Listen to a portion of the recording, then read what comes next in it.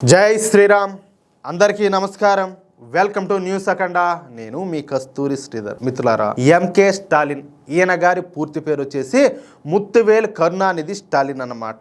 Soviet నాయకుడైనటువంటి Joseph Stalin చనిపోయినటువంటి కొద్ది రోజులకు ఈయన గారు జన్మించడంతో ఈయన తండ్రి అయినటువంటి కరుణానిధి ఆయనకు స్టాలిన్ అని చెప్పేసి పేరు పెట్టాడు. కేవలం 14 ఏళ్ల వయసులోనే 1967 అసెంబ్లీ ఎన్నికల సమయంలో ప్రచారం చేస్తూ రాజకీయాల్లోకి ఈయన గారు అడుగుపెట్టాడనమాట. 1973లో డిఎంకే జనరల్ కౌన్సిల్ కు ఎన్నికైనాడు. ఇక 1996 నుంచి 2002 వరకు చెన్నై నగర మేయర్ గా పనిచేసినాడు. సింగారా చెన్నై అంటే అందమైన చెన్నై అనేటటువంటి ప్రాజెక్టు ద్వారా నగరాన్ని అభివృద్ధి పదంలో నడిపిస్తానని చెప్పేసి మాటిచ్చి ఈయన చెన్నై మేయర్ గా పదవిని అయితే స్వీకరించాడు. కానీ ఈయన చేసింది మాత్రం ఏమీ కూడా లేదు. ఆ తర్వాత 2006లో స్థానిక సంస్థల మంత్రిగాను, 2009లో తమిళనాడు తొలి ఉప ముఖ్యమంత్రిగా బాధ్యతలు అయితే నిర్వహించాడు. ఇకపోతే 2018లో తన తండ్రి కరుణానిధి మరణం తర్వాత పార్టీ పగ్గాలను చేపట్టి డిఎంకే అధ్యక్షుడిగా బాధ్యతలు అయితే స్వీకరించాడు.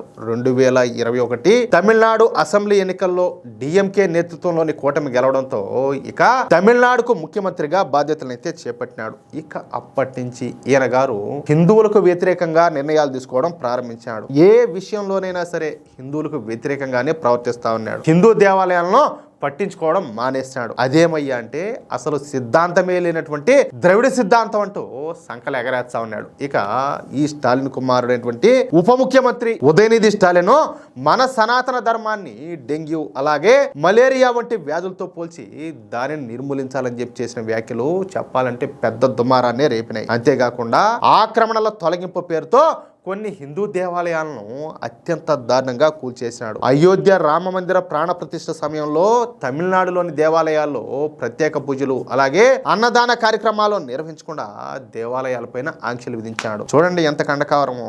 చివరకు తిరుపురంకొండ్రం వంటి పురాతన ఆలయాల్లో కార్తీక దీపం వెలిగించడం పైన కూడా ఆంక్షలన్నీ కూడా విధించాడు. అయితే ఇది ఎన్నికల సమయం కావడంతో తాను ఏ మతానికి లేదా ఏ విశ్వాసాలకు వ్యతిరేకం కాదని, డిఎంకే పార్టీలో అధిక శాతం మంది హిందువులే ఉండారని, తన ప్రభుత్వం హిందువుల సంక్షేమం కోసం పనిచేస్తుందని చెప్పేసి ఈ స్టాలిన్ దిక్కుమాలిన ప్రకటనలన్నీ కూడా చేసినాడు. అర్థమైందా? అంటే ఎలక్షన్ ఉంది కాబట్టి ఇప్పుడు సంకలనం ఆగడం మొదలు పెట్టాడు అనమాట. అంతేకాకుండా ఈ ఉదయనిధి వ్యాఖ్యలను సమర్థిస్తూ ఆయన కేవలం కుల వివక్ష, సామాజిక అసమానతల వంటి అమానవీయ సూత్రాల గురించే మాట్లాడినాడని, ఎవరి మత విశ్వాసాలను కూడా కించపరిచే ఉద్దేశం లేదని చెప్పేసి స్టాలిన్ వెనకేసుకొని వచ్చాడు. ఇంక ఏం మాట్లాడాలో ఒకసారి మీరే ఆలోచించండి. పైగా డిఎంకే ప్రభుత్వం మళ్ళీ అధికారంలోకి వచ్చిన తర్వాత హిందూ మత ధర్మాదాయ శాఖ ద్వారా అనేక దేవాలయాలకు మరమ్మతులు చేయడం, కుంభాభిషేకాలు నిర్వహించడం అలాగే ఆలయ భూములను ఆక్రమణ నుంచి విడిపించడం వంటి పనులన్నీ కూడా చేస్తామని చెప్పేసి హామీలన్నీ కూడా గుప్పిస్తున్నాడు. కానీ ఈసారి మాత్రం తమిళనాడు హిందువులు ముందట్లాగా మోసపోవడం లేదు. హిందూ వ్యతిరేకి అయినటువంటి స్టాలిన్ కు తగిన విధంగా బుద్ధి చెప్పాలని చెప్పేసి మన హిందూ బంధువులందరూ కూడా రెడీగా ఉన్నారు. అందుకే వాళ్ళంతా కూడా ఎన్నికల కోసం ఎదురు చూస్తున్నారు. సరిగ్గా ఈ సమయంలోనే తమిళనాడులో ఎన్నికలు అయితే వచ్చేసినాయి. ఇవి అసెంబ్లీ ఎన్నికలు. తమిళనాడులో ఈ నెల 23వ తారీఖున ఎన్నికలు అయితే జరగనున్నాయి. ఈ క్రమంలో ఈ తమిళనాడు ముఖ్యమంత్రి స్టాలిన్ ఇంటెలిజెన్స్ చేత ఒక రిపోర్ట్ అయితే తెప్పించుకున్నాడంట. ఎన్నికల్లో డిఎంకే పార్టీ విజయావకాశాల గురించి ఈ రిపోర్ట్ అయితే తెప్పించుకున్నాడు. అయితే ఈ రిపోర్ట్లో స్టాలిన్ బెత్తరపోయే అంశాలన్నీ కూడా వెలుగులోకి వచ్చాయి. ఇంతకు అవేంటయ్యా అంటే ఈసారి డిఎంకే ప్రభుత్వం మీద వ్యతిరేకత ఎక్కువగా ఉందంట. దీంతో డిఎంకే పార్టీకి ఓటు వేసే వాళ్ళ సంఖ్య గణనీయంగా తగ్గిపోయిందంట. ఇక హిందువులందరూ కూడా తమిళనాడులో మొదటిసారిగా అంటే మునిపెన్నడూ లేని విధంగా అందరూ కూడా ఏకమైనారంట. స్టాలిన్ అలాగే ఉదయనిధి స్టాలిన్లు చేసినటువంటి దుర్మార్గాలకు చెక్ పెట్టడానికి హిందువులందరూ కూడా ఈసారి భారతీయ జనతా పార్టీ కూటమి అనేటువంటి ఎన్డీఏ కూటమి వైపు మొగ్గు చూపుతున్నారంట. అంతేకాకుండా న్యూట్రల్గా ఉండేటటువంటి ఓటర్లు కూడా స్టాలిన్ ప్రభుత్వం పైన తీవ్రమైనటువంటి అసంతృప్తితో ఉన్నారు. ఈసారి ఈ న్యూట్రల్ ఓటర్లు కూడా డిఎంకేకు వ్యతిరేకంగా ఓటు వేయడానికి సిద్ధమైపోయారనమాట. పైగా సిట్టింగ్ ఎమ్మెల్యేల పైన తమిళనాడు ప్రజల్లో తీవ్రమైనటువంటి వ్యతిరేకత ఉందని, ఆ సిట్టింగ్ ఎమ్మెల్యేలకు ఈసారి పెద్దగా ఓట్లు వచ్చే అవకాశం లేదని చెప్పేసి ఆ రిపోర్ట్ అయితే పేర్కొనింది. ఇక డిఎంకే కూటమిలో కాంగ్రెస్ తో సహా అనేక పార్టీలన్నీ కూడా ఉన్నాయి.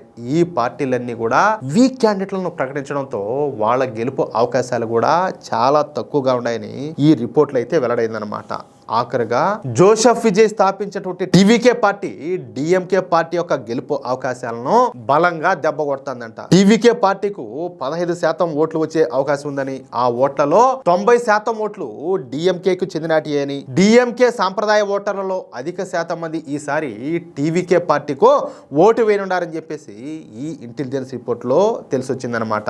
దీంతో ఇప్పటిదాకా ఖచ్చితంగా గెలుస్తామన్న ఆలోచనతో ఉన్నటువంటి స్టాలిన్ కు ఆ రిపోర్ట్ చూసి అట్టే ముచ్చవటబడుతున్నాయంట. ఇంకా ఎన్నికలకు ఒక వారం రోజుల సమయం మాత్రమే ఉండడంతో ఇప్పుడు ఏం చేయాలో తెలియక విగ్గు పీక్కుంటున్నాడు ఈ ఎంకే స్టాలిన్. అది విషయం అయితే. ఇంతకు మీకేమనిపిస్తుంది? తమిళనాడులో ఎవరు గెలుస్తారనుకుంటున్నారు? ఖచ్చితంగా మీ యొక్క అమూల్యమైనటువంటి అభిప్రాయాన్ని కామెంట్ రూపంలో తెలియజేయండి. అలాగే ఈ వీడియో కనుక మీకు నచ్చినట్లయితే ఈ వీడియోను లైక్ చేసి మీ మిత్రులకు, అలాగే మీరు ఉన్నటువంటి వాట్సాప్ గ్రూపులోను, ఫేస్బుక్ గ్రూపులోను తప్పనిసరిగా షేర్ చేయండి. అలాగే ఇంతవరకు మీరు కనుక మన ఛానల్ను సబ్స్క్రైబ్ చేసుకున్నట్లయితే ప్రతి ఒక్కరు కూడా మన ఛానల్ను సబ్స్క్రైబ్ చేసుకోండి, సపోర్ట్ చేయండి ప్లీజ్. జై శ్రీరామ్, జై హింద్, భారత్ మాతాకి జై.